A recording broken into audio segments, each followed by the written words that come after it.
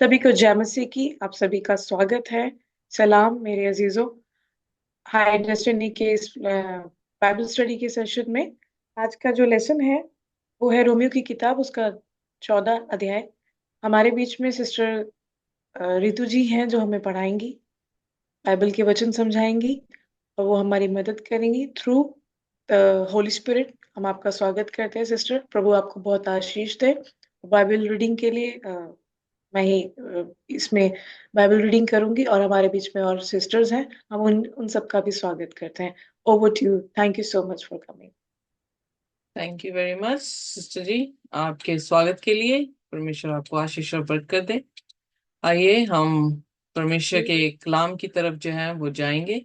आप सभी का स्वागत है जो भी वीडियो के जरिए से जो है इस कलाम को सीखेंगे, और जो इस समय हमारे साथ सीख रहे हैं। हम सभी को परमेश्वर के हाथों में जो है देते हैं ताकि खुदा हमसे बातचीत करे।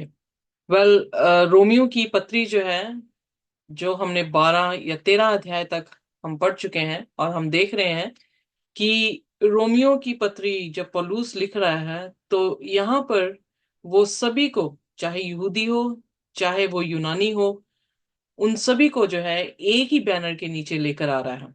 वो बैनर यीशु मसीह है, और यीशु मसीह के जरिए से जो हमारा कफारा है उसके बारे में बता रहा है। क्योंकि जब हम रोमियो 3 उसकी 23 को पढ़ते हैं तो वो कहता है सभी ने पाप किया, चाहे वो यहूदी हो चाहे वो यूनानी हो। सो हम सभी जो हैं वो पापी हैं, एक ही कैटेगरी में हैं, कोई हमसे ऊपर नहीं, किसी से हम नीचे नहीं। हम सब एक ही कैटेगरी के हैं, चाहे हम गोरे हों काले हों, किसी भी भाषा के क्यों ना हो, हम पापी हैं। फिर उसके बाद रोमियो 6 उसकी 23 में कहता है कि परमेश्वर का अनुग्रह ये है कि हम मसीह के अनुग्रह से बचाए गए हैं। सो हम पापी हैं, पर अब फिर एक सेम प्लेटफॉर्म दिया उसने कि हम सभी बचाए गए हैं। इसमें ना ये है कि सिर्फ यहूदियों को बचाया गया है, बल्कि जी हमने ये सीखा है कि यहूदी यूनानी, किसी भी भाषा किसी भी रंग का कोई भी इंसान, प्रत्येक जी जन इस धरती का प्रभु यीशु मसीह के अनुग्रह से बचाया गया है।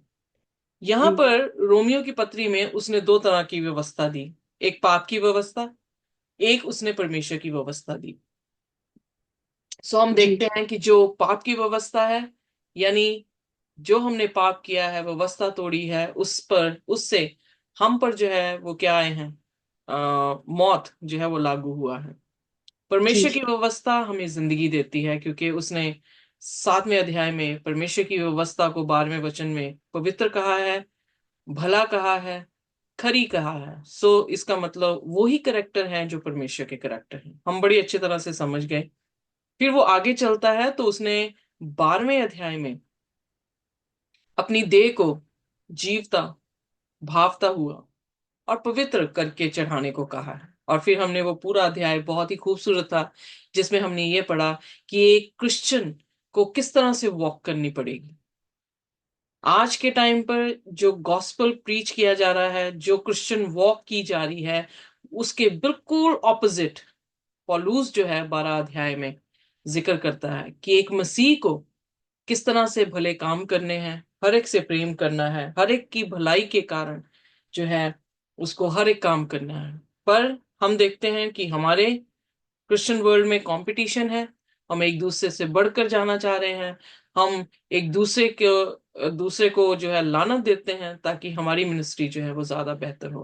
पर पौलुस ने बिल्कुल विपरीत बात की।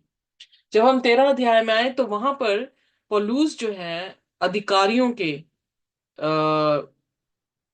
प्रति हमारी अधीनता के बारे में बात करता है। वेल, ये सिर्फ पौलुस नहीं, पत्रस की पत्रियों में भी हमने यही देखा कि वो यही चाह रहा था कि आदमी औरत को इज्जत दे, और इस औरत आदमी को इज्जत दे, बच्चे माँ बाप को, और जो मालिक है वो भी इज्जत से अपने दास के साथ पेश आए, और जो दास है वो अपने आप को हलीम यानी रिस्पेक्टफुली जो है अपने मास्टर से बात करे, जैसा कि जी यीशु मसीह ने हमारे जीवन में किया है। आइए अब हम देखेंगे, लास्ट आयत हमने जो छोड़ी थी वो था रोमियोस का 13 अध्याय, और उसकी 13 से 14 आयत हम पढ़ेंगे, और उसके बाद हम 14वें अध्याय पे आएंगे।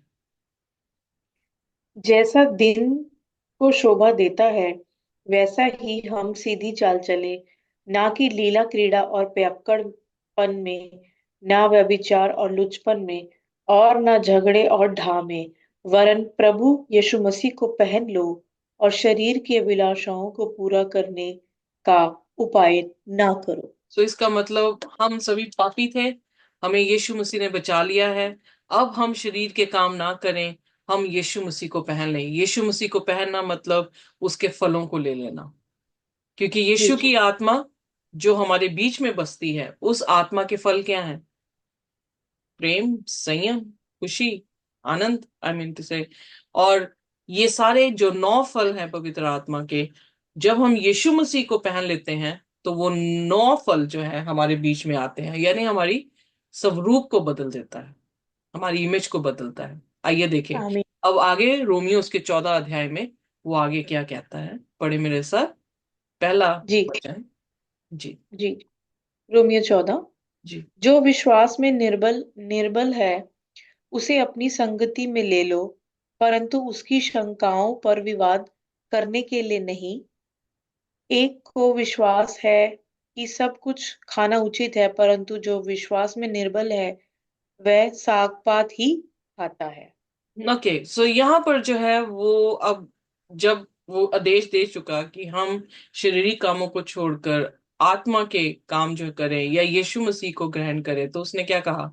उसका कहने का अर्थ यह है कि हम ऐसा नहीं कि जो वीक हैं विश्वास में उन्हें हम त्याग दें।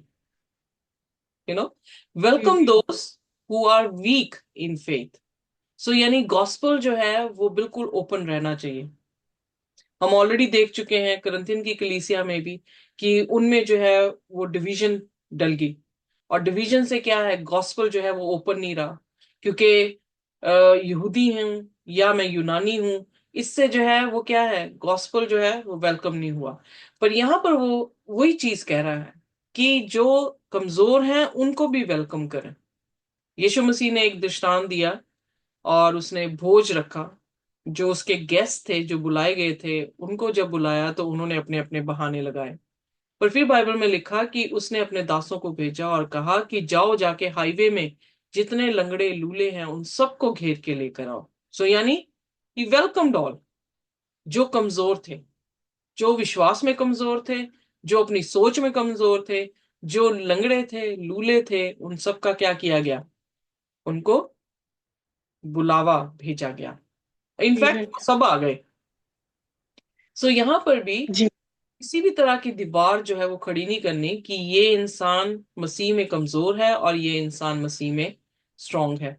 सो इसलिए हमें अपने कमजोर भाई बहन को भी क्या करना है? वेलकम करना है, not for the purpose of quarreling, quarreling. Quarreling means लड़ाई झगड़े के लिए, जो ओपिनियंस रखे हैं उसकी कंपटीशन के लिए नहीं हमें इकट्ठा करना है। क्योंकि हम देखते हैं कि क्रिश्चियन वर्ल्ड में, क्रिश्चियन चर्चेस में जब डिविजन्स होती हैं, जब 2 पार्टीज बन जाती हैं या 3 पार्टीज बनती हैं, तो जब कभी भी कोई कमेटी होती है तो वहां पे क्या होता है? वहां पे आर्ग्यूमेंट शुरू हो जाती है। ये करता है, वो करता है, ये ऐसे चलता है, वो वैसे चलता है, ये ऐसा खाता है, वो वैसे खाता है। सो इन चीजों से हम अपने आप को क्या कर रहे हैं? डिवाइड कर रहे हैं। पर जैसे जी हम ऑलरेडी सीख भी चुके हैं, अगर हमारी नजरें प्रभु यीशु मसीह पर है, अगर हमारा एक ही उद्धारकर्ता प्रभु यीशु मसीह है, अगर हम जी सब पापी हैं, हम एक ही प्लेटफॉर्म में हैं और हमें बचाने वाला यीशु मसीह है और हमारी आंखें यीशु मसीह के बीच में लगी हुई हैं, फिर कौन कह सकता है कि मैं तुझसे ज्यादा अच्छा हूं और तू मुझसे ज्यादा बुरा है? नहीं। जी क्योंकि हम जब तक हम एक दूसरे से कंपेयर करते रहेंगे तब तक ये भेदभाव आएंगे। पर जैसे ही हम यीशु मसीह से कंपेयर करना शुरू करते हैं तो हम अपने आप को क्या सोचते हैं? कि हम भी पापी हैं। सो इसलिए जी जो विश्वास में कम है उनको ग्रहण करें, इसलिए नहीं कि किसी तरह से वाद विवाद या लड़ाई झगड़े के पर्पस के लिए। नो, हमने उस लिए नहीं उनको अपने गले लगाया कि लड़ाई झगड़े हों, हमने इसलिए लगाया ताकि वो भी गॉस्पल को रिसीव कर सके। फिर उसने कहा some believe in eating anything. कुछ लोग ऐसे हैं चर्च में आएंगे क्योंकि अलग अलग अंग हैं, अलग अलग तरीके से बुलाए गए हैं। कुछ लोग ऐसे विश्वास करते हैं कि हम कुछ भी खा सकते हैं, वाइल द वीक, जो कमजोर है, वो कहेगा नहीं मैं वेजिटेरियन हूं। मैं वेजिटेबल्स खाऊंगा। ओके। अब उस कलीसिया के अनुसार वो बात कर रहा है, उनकी कलीसिया उनके ट्रेडिशन के हिसाब से जो है यहाँ पे बात कर रहा है, तो उनके ट्रेडिशन में ये चीजें होंगी, तभी वो यहाँ पर लिख रहा है। अगर तीसरे वचन में देखें तो वहां पे क्या लिखता है? खाने वाला ना खाने वाले को तुच्छ ना जाने, और ना खाने वाला खाने वाले पर दोष ना लगाए। ओके, सो यानी कुछ भी खा रहे हैं, जिस भी चीज को कर रहे हैं, उस पर दोष लगाने का हमारा हक नहीं है। यानी जजमेंट मेरे हाथ में नहीं है। जैसे कि वेंजेंस मेरे हाथ में नहीं है, वैसे ही जजमेंट भी मेरे हाथ में नहीं है। कौन जज करता है? प्रभु यीशु मसीह। सो इसलिए जी। कहता है छठवें अध्याय में, रोमियो उसके छठवें अध्याय में, आइए मेरे साथ पढ़ दे। जी। Wait a minute, sorry sister. छठवें अध्याय का। नो नो, जी। Wait wait wait wait. ओ, पहला कुरिन्थियनुस का छठवां अध्याय, सॉरी मेरी को। जी बताएं। जी, पहली आय से पढ़ते। क्या तुम में से किसी को ये हयाव है कि जब दूसरे के साथ झगड़ा हो तो फैसले के लिए अधर्मियों के पास जाएं और पवित्र लोगों के पास ना जाएं? क्या हम्म। तुम नहीं क्या तुम नहीं जानते कि पवित्र लोग जगत का न्याय करेंगे? इसलिए जब तुम्हें जगत का न्याय करना है तो क्या तुम छोटे से छोटे झगड़े का भी निर्णय करने के योग्य नहीं?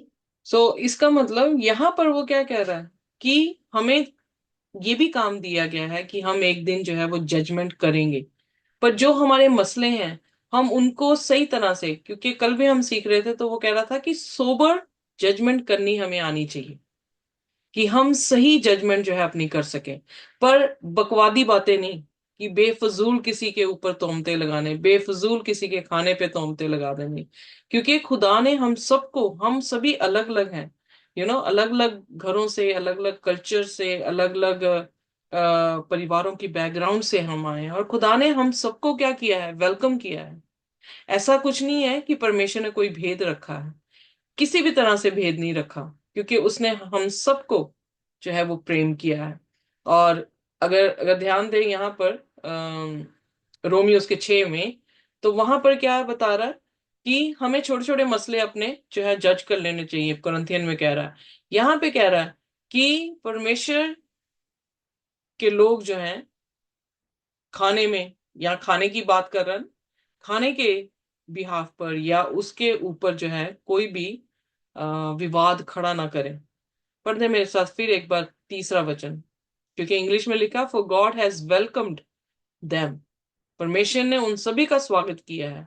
गॉस्पल उन तक पहुंचाया जाना चाहिए, और उनको पहुंचाया गया है। जी।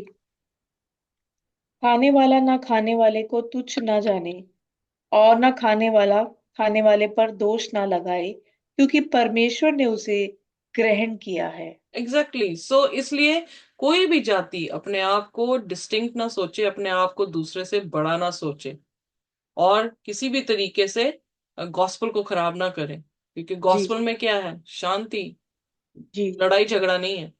सो शांति है, प्रेम है, आनंद है। सो ये फल है परमेश्वर के। सो जी। खुदा ने हम सबको ग्रहण किया। फिर चौथे वचन में कह रहा है, तो कौन है जो दूसरे के सेवक पर दोष लगाता है? उसका स्थिर रहना या गिर जाना उसके स्वामी ही से संबंध रखता है, वरन वह स्थिर ही कर दिया जाएगा, क्योंकि प्रभु उसे स्थिर रख सकता है। एग्जैक्टली, क्योंकि बेसिकली पौलुस ने कहा, कह रहा कि किसी को जज मत करो टाइम से पहले, क्योंकि खुदा ही है जो क्या करेगा? सभी के काम रिवील करेगा। हम किसी को भी जज नहीं कर सकते। अब जैसे कलीसिया में भी ऐसी प्रॉब्लम है कि हम दूसरों के दास पे जो है वो बातें करते हैं, हालांकि हम, हमारा उनके साथ कोई मेल नहीं होता, पर हम दूसरों की फैमिली में उसके मैटर पर जो है नो स्पोक करना शुरू कर देते हैं। सो यहाँ पर भी वो यही कह रहा है कि अपनी जजमेंट जो है दूसरों के सर्वेंट पे मत जो है वो करो, क्योंकि रोमी हुकूमत कैसे थे रोमी कलीसिया है, तो इसका मतलब रोमी हुकूमत वैसी फितरत थी उनकी कि वो कमांडिंग नेचर के थे, ऑपरेशन देने वाले लोग थे। तो जी वो जी यहाँ पर जो है इस कलीसिया को यही जो है वो सिखाने की कोशिश कर रहा है। It is before their own Lord, क्योंकि उनका अपना स्वामी है जो उनके लिए खड़ा जी है, चाहे वो गिर रहे हैं चाहे वो खड़े हैं। तो उसी तरह से हमारा भी यीशु मसीह स्पिरिचुअली तौर से देखा जाए तो अगर मैं आप पर तोहमत लगाऊं, आप मेरे पे तोहमत लगाए, हम कौन होते हैं एक दूसरे पे तोहमत लगाने वाले? क्योंकि जी परमेश्वर ही है जो हमें सिद्ध करने वाला है। परमेश्वर ही है जो आखिरी टाइम पे रिवील करेगा कि कौन जी गेहूं है और कौन जो है वो वीट है। सो इसलिए हम इसलिए नहीं बुलाए गए कि हम एक दूसरे की तोहमतें लगाएं, हम इसलिए बुलाए गए हैं हम एक दूसरे को एक्सेप्ट करें और उनको जो है ऊपर उनकी आत्मिक रीति से जो है उन्नति जो है वो करवा सके। अब देखें 5वें वचन में। कोई तो एक दिन को दूसरे से करता है, कोई सब दिनों को एक समान मानता है। हर एक अपने ही मन में निश्चय कर ले, जो किसी दिन को मानता है वह प्रभु के लिए मानता है। जो सो खाता यहाँ है पर वह यहाँ प्रभु पर के लिए खाता है। ओके, सो यहाँ पर बेसिकली वो क्या कह रहा है कि सम जज one day to be better than another. कई बार ऐसा इंसान की फितरत है ना, कई बार ऐसा है कि आज मैं अच्छी हूं, कल मैं अच्छी नहीं होंगी, क्योंकि हम बदल जाते हैं। सो उसी तरह से एक इंसान एक दिन जो है वो बेटर जज बनता है पर दूसरे दिन नहीं। while अदर जज all days to be alike, पर कुछ ऐसे हैं जिनकी कंसिस्टेंसी है, जो कि कॉन्स्टेंटली वैसे ही हैं जैसे पहले दिन थे। Let all be fully convinced in their जी ओन माइंड। सो कह रहा है इसलिए हर कोई जो है अपने माइंड में ये बात समझ लें कि जो कुछ भी कर रहे हो अकाउंटेबल हो किसके लिए? अपने लिए। जैसे मैंने अगर पाप या किया है, आज मैं चूज कर लेती हूँ कि मैंने सिगरेट या स्मोक करनी है, तो मैं अकाउंटेबल हूं ना। I have to give account, मुझे अकाउंट देना पड़ेगा। सो मैं जो भी कर रही हूँ उसकी अकाउंटेबिलिटी मेरे कांधों पर है। इसलिए कह रहा है those who observe the day observe it in honour of the lord. So इसलिए ये सोच के करें कि आप परमेश्वर के लिए कर रहे हैं, उसके आदर के जी लिए जो है वो कर रहे हैं। अब उसके बाद also those who eat eat in honour of the Lord since they give thanks to God. जब तक वो खुदा का धन्यवाद नहीं करते कुछ भी खा रहे हैं, यू नो, सो खाने में उसका खुदा का धन्यवाद करना जो है वो जरूरी है। फिर दोबारा से 6वीं आयत जो है वो पढ़ें, क्योंकि मैं अंग्रेजी में बता रही हूँ अनुवाद करके। हाँ जी हाँ जी। हाँ, मैं इसमें थोड़ा और था, मैं पूरा पढ़ लेती हूँ। जो किसी दिन को मानता है वह प्रभु के लिए मानता है। जो खाता है वह प्रभु के लिए खाता है, क्योंकि वह परमेश्वर का धन्यवाद करता है। और जो नहीं खाता वह प्रभु के लिए नहीं खाता और परमेश्वर का धन्यवाद करता सो यहाँ पे बहुत सारे लोग जो है वो कंफ्यूज हो जाते हैं कि कहना क्या चाह रहा है वो, है ना? कहना यही चाह रहा है कि जो कुछ भी हम करें किसके लिए करें? खुदा के लिए। परमेश्वर के लिए। यू नो, जी। जिस भी चीज के लिए हम धन्यवाद कर रहे हैं तो किसको धन्यवाद करें? खुदा के खुदा। लिए। सो ऑल ओवर कौन है जिसके लिए हम अकाउंटेबल हैं, जिसके लिए हम कर रहे हैं, हमारे एक्शंस हैं, और जिसके लिए हम धन्यवाद कर रहे हैं? कोई इंसान नहीं है, जी खुदा है। सो हम लाइक मैं यहाँ पे खड़ी हूं, आप यहाँ पे खड़े हैं, पर हमारी नजरें कहाँ पर है? एक ही पॉइंट पे, राइट? जी। सो क्या कर रहे हैं? खुदा के लिए। फिर उसके बाद 7वें वचन में। क्योंकि हम में से ना तो कोई अपने लिए जीता और ना कोई अपने लिए मरता है। यदि हम जीवित हैं तो प्रभु के लिए जीवित हैं, और यदि मरते हैं तो प्रभु के लिए मरते हैं। अंत हम जिए या मरे, हम प्रभु के हैं। आमेन। क्योंकि क्लियर हो गया? सो क्या जी कहने की कोशिश कर रहा है? यही कहने की कोशिश कर रहा है कि हम जी रहे हैं तो अपने लिए नहीं जी रहे। किसके लिए जी रहे हैं? खुदा के लिए। ऑलरेडी हमें पता कि हम उसके द्वारा मोल खरीदे गए हैं। सो हम अपने नहीं, हम खुदा के हैं। सो चाहे हम जिए, जी। चाहे हम मरे, हम किसके लिए मर रहे हैं? खुदा यीशु मसीह के लिए। मसीह। राइट? क्योंकि अब वो बात किसकी कर रहा है? अब वो बात कर रहा है एक अच्छे मसीह की, क्योंकि 12 अध्याय में उसने मसीह का कैसा चाल चलन होना चाहिए, एक मसीह का, वो बता रहा है। फिर 13 में भी उसको जो है सबमिशन की आत्मा उसके बीच में जो है होनी है, वो बता रहा है। अब यहां पर भी उसका जीना और उसका मरना प्रभु यीशु मसीह बता रहा है। तो पौलुस ऑलरेडी, जी। सॉरी, ऑलरेडी कह चुका है कि मेरा जीना मसीह है और मेरा मरना नफा है। नफा। या सो वो पहला कुरिन्थियन उसके 3 उसकी 20 में, if I am not mistaken. जी। Let me just have a look. Mhm.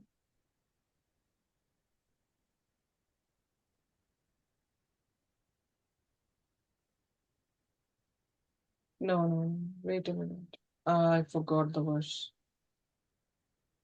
To live in Christ and die is gain.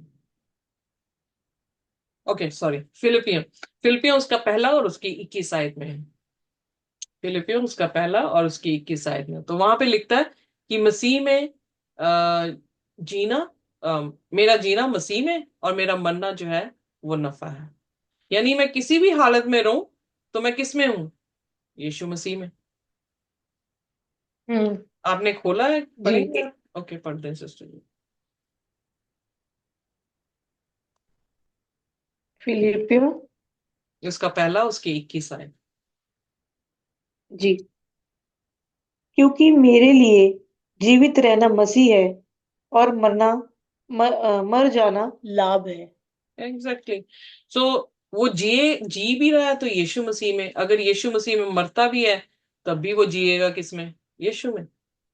यीशु में। यहां पर भी यही चीज कह रहा है कि एक क्रिश्चियन को कैसा होना चाहिए कि उसका जीना भी मसीह हो, उसका मरना भी मसीह हो। मसीह हो। या आइए देखिए, अब 9वीं आयत पढ़ते हैं, रोमियो और उसके 14वें अध्याय की। जी। क्योंकि मसीह इसीलिए मरा और जी भी उठा कि वह मरे हुए और जीवते दोनों का प्रभु हो। Exactly exactly. कैसे? यीशु मसीह मरे हैं, हम भी मरते हैं, राइट? तो पर तीसरे दिन वो जी उठे हैं, जो कि ये आश्वासन देता है, पहला कुरिन्थियन उसके 15 अध्याय में वो यही चीज कह रहा है कि अगर वो ना जी उठता तो हमारा विश्वास व्यर्थ हो जाता, क्योंकि हम भी मरते हैं। जी। तो वो भी मरा रहा, हम भी मरे रहे, तो फिर जिंदगी कहां से आएगी? क्योंकि वो मरा और तीसरे जी। दिन जी उठा, इसलिए हमारे पास आशा है कि अगर हम मसीह में मरते हैं तो हम दोबारा जी उठेंगे। और ये पहला तस्सलोनियन उसके 4 उसकी 16 और 17 में हम ऑलरेडी देख चुके हैं, जिसमें वो बादलों पर आता है और तुरही की आवाज के साथ, आर्क एंजल की आवाज के साथ, और जितने मसीह में मरे हैं वो पहले क्या हो रहे हैं? जी उठ रहे हैं। सो इसलिए कहता, फॉर टू दिस जी। And Christ died and live again, so that he might be Lord of both the dead and the living. क्योंकि जो मसीह में मर गए हैं उनका भी वो प्रभु है, और जो मसीह में जी जी। रहे हैं उनका भी वो प्रभु है। ओके, अब अगली आयत पढ़ेंगे, रोमियो उसका 14 उसकी 10वीं आयत। तू अपने भाई पर क्यों दोष लगाता है, या तू फिर क्यों अपने भाई को तुच्छ जानता है? हम सबके सब परमेश्वर के न्याय के सिंहासन के सामने खड़े होंगे, क्योंकि लिखा है, प्रभु कहता है, मेरे जीवन की सौगंध, कि हर एक घुटना मेरे सामने टिकेगा और हर एक जीभ परमेश्वर को अंगीकार करेगी। इसलिए हम में से हर एक परमेश्वर को अपना अपना लेखा देगा। Exactly exactly. यही चीज मैं समझा रही हूँ कि लेखा किसने देना है? हमने अपना, अपना अपना हमने लेखा देना है। और वो क्या कह रहा है कि हम एक दूसरे पे दोष ना लगाएं। क्यों लगाएंगे हम एक दूसरे पे दोष, जब हम सभी मिलकर परमेश्वर के तख्त के सामने अपना न्याय देने वाले हैं? अगर ये होता कि मैं आपसे बेटर हूं, हाँ मेरी छुट्टी होगी, मैंने न्याय नहीं देना, तब मैं कह सकती थी कि हाँ मैं तुमसे बेहतर हूं। बट अगर मैं भी न्याय दे रही हूं, आप भी न्याय दे रहे हैं, आपके भी घुटने उसके सामने झुक रहे हैं, आपकी जुबान भी उसके सामने जो है वो अंगीकार कर रही है कि वही परमेश्वर है, तो फिर हम सब क्या हैं, एक ही कैटेगरी के हुए, हम एक ही प्लेटफॉर्म में हुए। जी। राइट। और अगर हम अपना हिसाब दे रहे हैं खुदावन खुदा को, तो इसका मतलब सिर्फ एक ही ऊंचा है हमारे से, और वो कौन है? खुदावन यीशु मसीह। बाकी हम सब, चाहे किसी भी बैनर के नीचे हो, चाहे किसी भी रैंक में हो, चाहे हम बहुत ज्ञानवान हो, चाहे हमारे हमें प्रोफेसी करनी आती हो, हम कुछ भी हो, हम एक ही प्लेटफॉर्म में हैं, वी आर सिनर्स या। But saved by the grace of the Lord.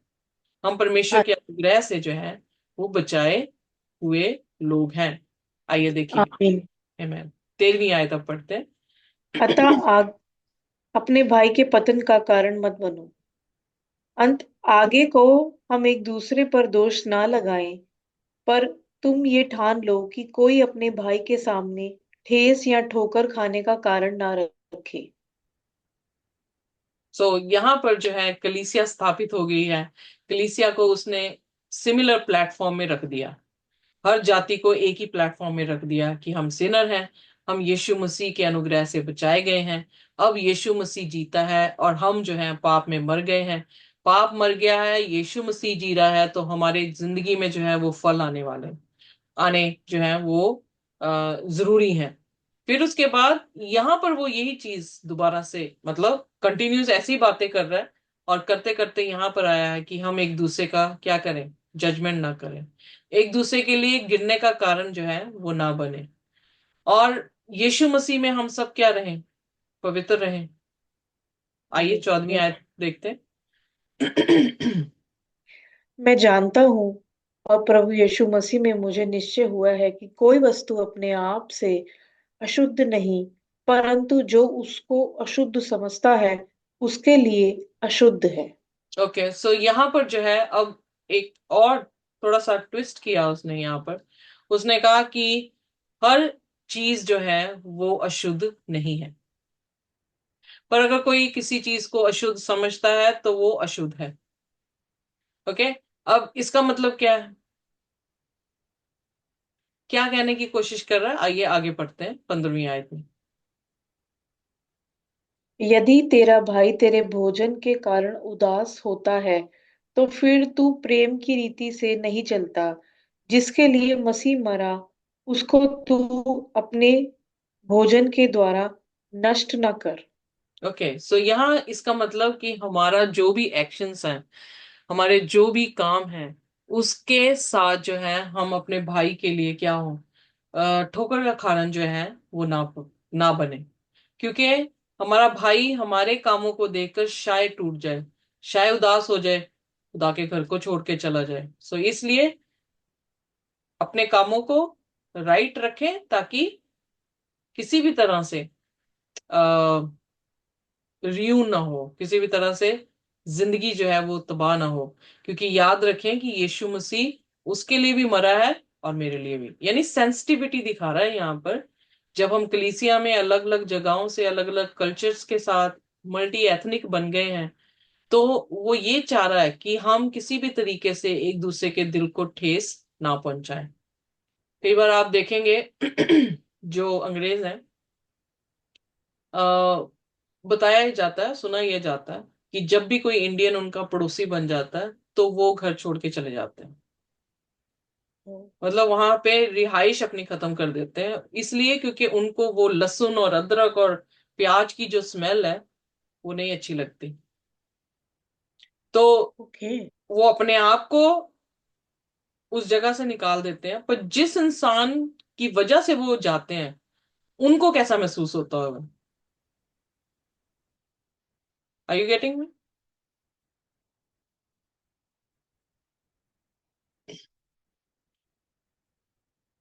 जी। समझ, मेरी बात समझी कि नहीं समझी? हाँ अभी जी, हाँ जी। मैं यही चीज समझा रही हूँ, अगर आपको किसी को भगाना हो ना, अपने पड़ोसी को, और वो एशियन नहीं है, तो आप तड़के लगाएं अच्छी तरह से, वो भाग जाएंगे, घर छोड़ के भाग जाएंगे, क्योंकि उनके कल्चर में हमारा तड़का नहीं चलता। और हमारे कल्चर के लोग उनकी ब्रेड नहीं खा सकते, यस। क्योंकि जब तक हम रोटी ना खा लें तब तक हमें चैन नहीं आता। तो हम सभी मल्टी एथनिक हैं, मल्टी कल्चरल हैं, यस जो कि कलीसिया में आके जुड़ गए हैं। तो वो यहाँ पर उन चीजों की रिस्पेक्ट करने को कह रहा है कि हम एक दूसरे की क्या करें, रिस्पेक्ट करें। ऐसा ना हो कि हमारे कारण दूसरा इंसान जो है वो ठोकर खा ले। जी जी जी। समझ आई? ओके, आगे पढ़ते हैं। 17वीं आयत के, ना 16वीं आयत। 16वीं आयत।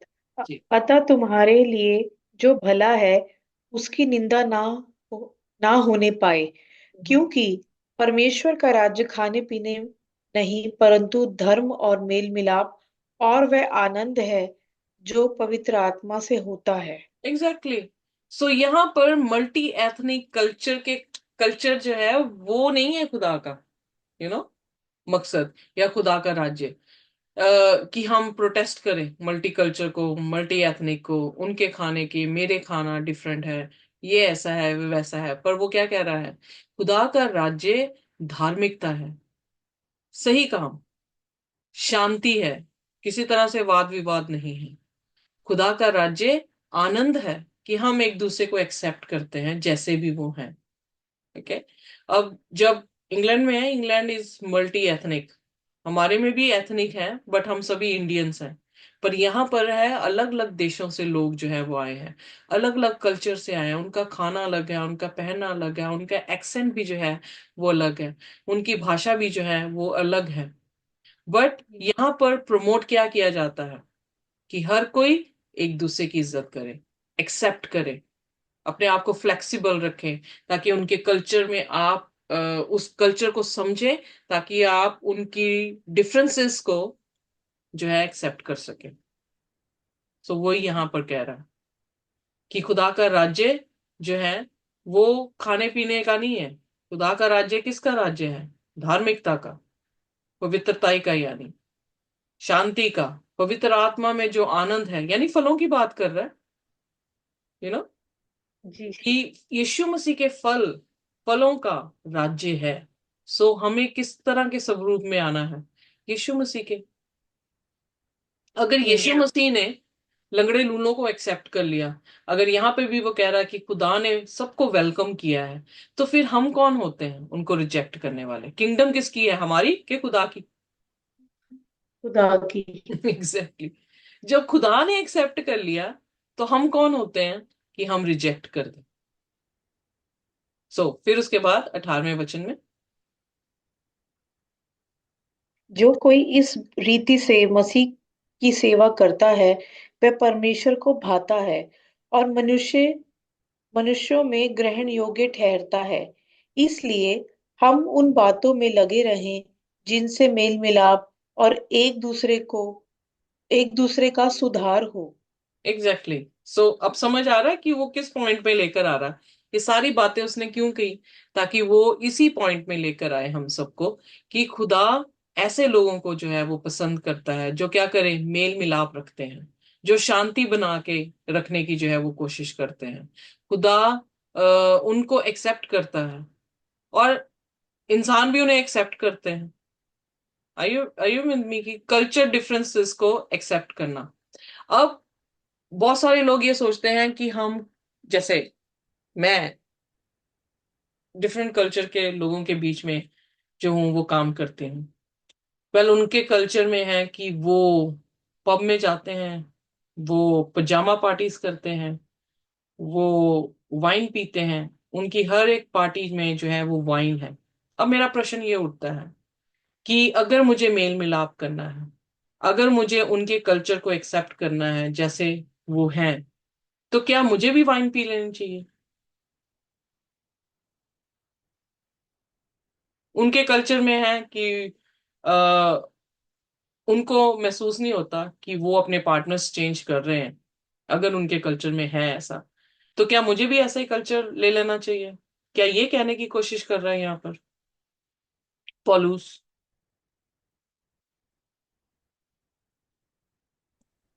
नहीं। नहीं। क्यों? क्योंकि परमेश्वर का राज्य धार्मिकता है। यहाँ पर सिर्फ इतना उसने कहा है कि हमें उन्हें वेलकम करना चाहिए। जी। हमें उन्हें, हाँ, हम उनके लिए ठोकर का कारण ना बने, हम उन्हें वार्मली वेलकम कर लें। पर जहां पर खुदा के हुक्म है, वहां पर हमें धार्मिकता दिखानी पड़ेगी, वहां पर हमें परमेश्वर के साथ भी शांति बनानी पड़ेगी। फॉर एग्जाम्पल, मैं उनके साथ शांति बना रही हूं और मेरी अपनी शांति खुदा के साथ टूट जाए, तो क्या बेटर है?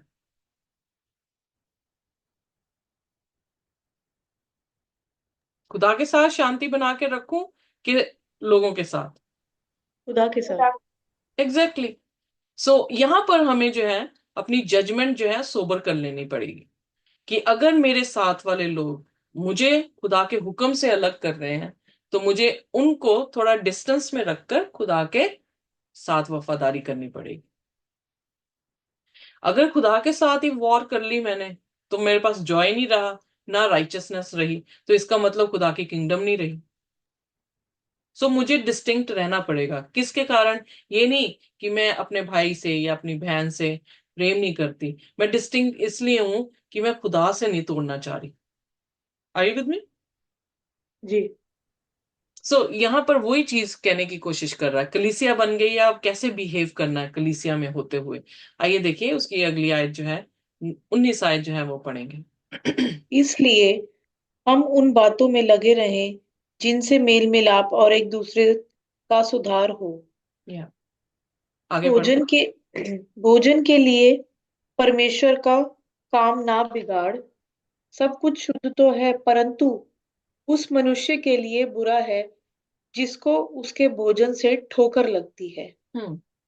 भला तो ये है कि तू ना मांस खाए और ना दाखरस पिए, ना और कुछ ऐसा करे जिससे तेरा भाई ठोकर खाए। हम्म। तेरा जो विश्वास हो उसे परमेश्वर के सामने अपने ही मन में रख।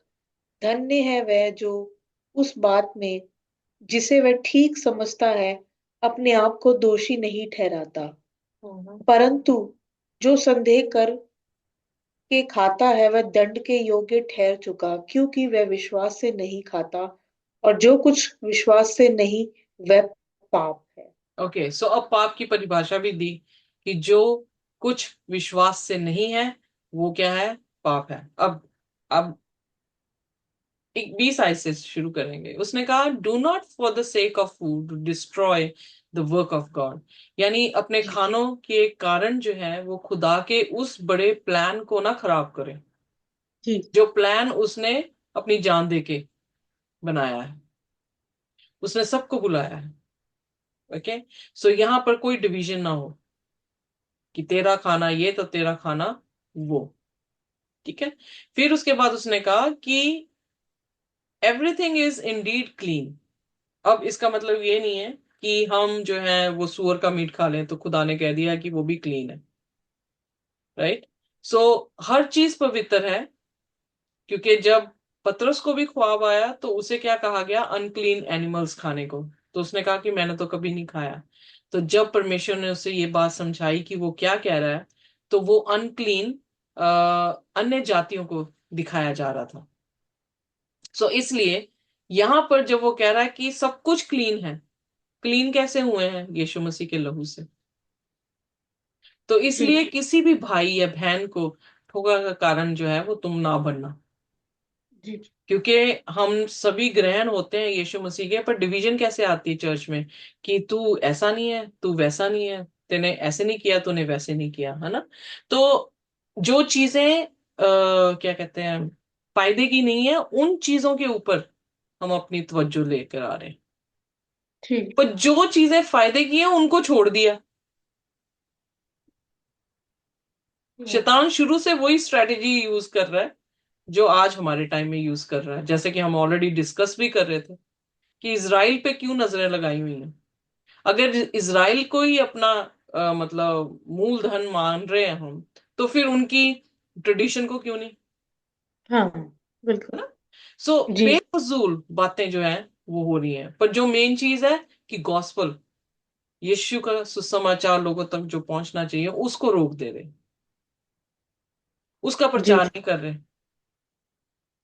सो जब हम पत्रियां पढ़ रहे थे तो हम यही देख रहे थे कि किस तरह से शैतान ने जो चीज लोगों तक पहुंचनी चाहिए वो चीज ना पहुंचाते हुए कहीं और ही उनका ध्यान धर दिया। तो रोम की कलीसिया में भी यही मसला बना हुआ है। क्या खा रहे हैं, क्या पी रहे हैं, कैसे हैं, वैसे हैं। तो उसने कहा ये अच्छी बात है कि तू मांस ना खाए, तू शराब ना पिए, ताकि तू अपने भाई के लिए ठोकर का कारण ना बने।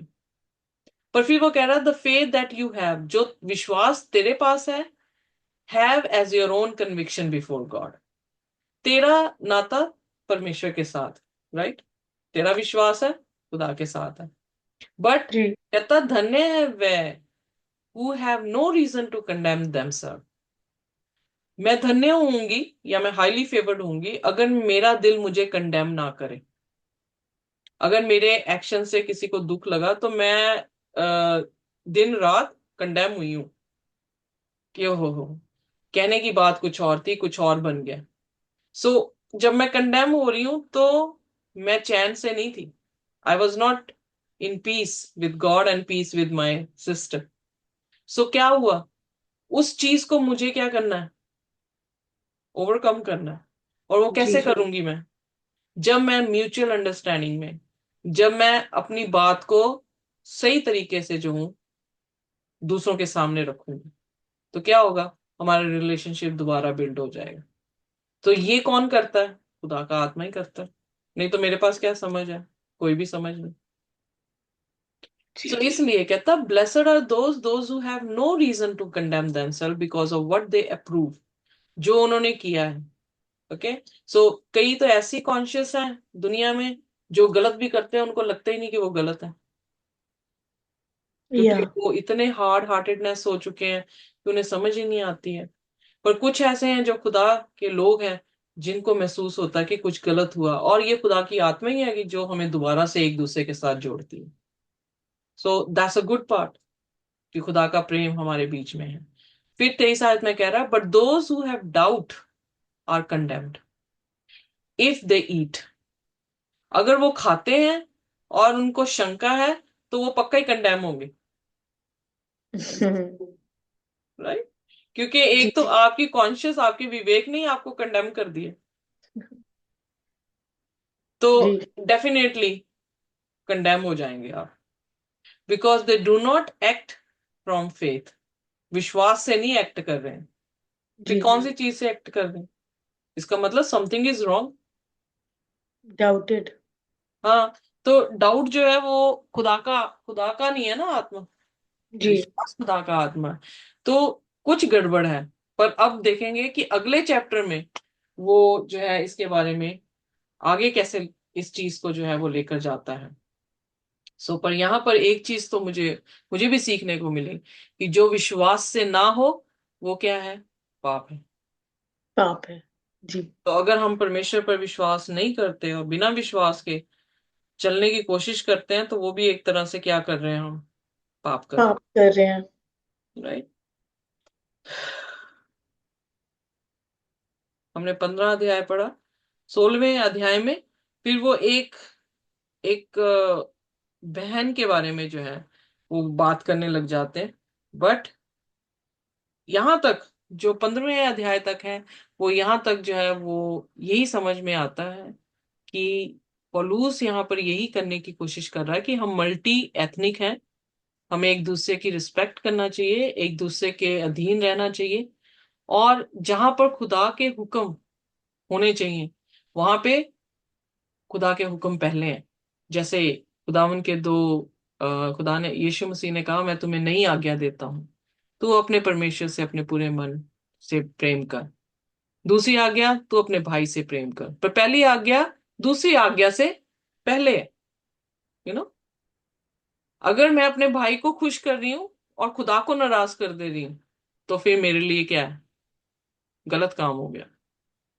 ओके। सो प्रथम हमारा कौन है, परमेश्वर है। और परमेश्वर के बाद फिर मैं तो सबसे लास्ट में हूं, पहला परमेश्वर है, फिर मेरे भाई या बहन है, फिर मेरा है। क्योंकि मुझे दूसरों के हित के बारे में सोचना है। तो दूसरों के हित से पहले मुझे खुदा के हित के बारे में सोचना है, राइट। जी सो हमें विश्वास से जो है आ, हर चीज जो है वो करनी है। हम चाहे जिए चाहे मरे, हमने एक जी। ही के लिए मरना है, एक ही के लिए जीना है। सो किसी भी तरीके से हम जजमेंट पास ना करें किसी पर, और ना ही किसी के लिए ठोकर का कारण बने। जी। आमीन। आइए अपने सिरों को झुकाएं और प्रार्थना करेंगे। हमारे स्वर्गीय खुदावंद, हम आपके शुक्रगुजार हैं, धन्यवाद करते हैं प्रभु कि आप हमसे प्रेम करते हैं और आपने हम सबको बुलाया है। हम किसी से अच्छे नहीं, किसी से बुरे नहीं खुदावंद, हम सब पापी हैं। पर हम एक दूसरे को प्रभु जी प्रेम करते हुए एक दूसरे को संभालते हैं, उठाते हैं, आत्मिक उन्नति देते हैं। हम किसी भी तरीके से खुदावंद किसी के लिए भी ठोकर का कारण ना बने। हम अपने हित की नहीं बल्कि दूसरों के हित की सोचें। हम यीशु मसीह के हित की सोचें और उसके आदर की सोचें। प्रभु हमें आप आदर देते हैं, हम धन्यवाद करते हैं, पर हम आपको महिमा देते हैं। हम आपको अपना जीवन देते हैं। हम जिए भी तो आपके लिए, मरे तब भी आपके लिए। और अपने भाइयों के साथ प्रभु जी हम उसी तरह से प्रेम करें जैसे आपने हमसे प्रेम किया है। हमें सामर्थ और ताकत दें, हमारे गुनाह गलतियों को माफ करें। इस रात को जब हम सोते हैं खुदावंद, आप हमारी रहनुमाई करें, सुबह की रोशनी दिखाएं, आपके नाम को और आपके वचन को फिर दोबारा से पढ़ने पाएं। इस प्रार्थना को यीशु के नाम से मांगते हैं, आमीन। आमीन। आमीन। Thank you so much sister जी। तो जी खुदा की शांति, उसका अनुग्रह हमारे साथ जब तक वो आना जाए इसी तरह से बना रहे। आमीन। आमीन। Thank you so much.